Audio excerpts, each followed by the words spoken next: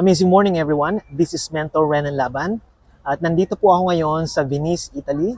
And I would like you to know na napakalaki ng naidulot sa akin ng amazing pure organic barley from Australia. As an OFW po kasi, required po kami sa company namin na magpa-medical every 2 years. At sa mahigit 10 taon, parati na lang nakikita sa medical ko na meron akong fatty liver. So may taba po yung aking atay. And along with that, meron pa, mataas pa yung aking cholesterol. So ang sabi nila sa akin, kailangan ko raw bumili ng Godex DS.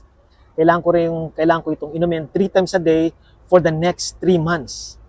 And kasama po doon yung atorvastatin para naman po sa cholesterol.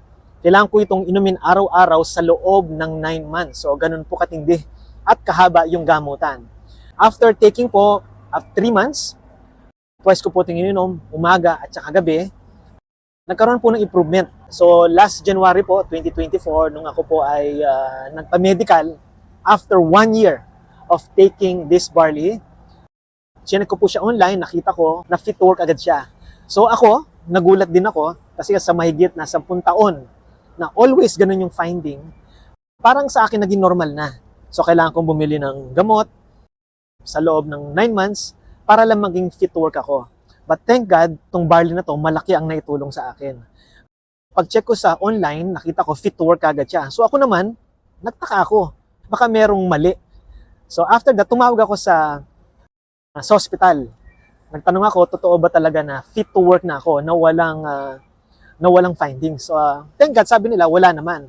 Ako naman, parang nagduda. So sabi ko, siguro maganda puntahan ko. So the next day, pinuntahan ko pa yung hospital.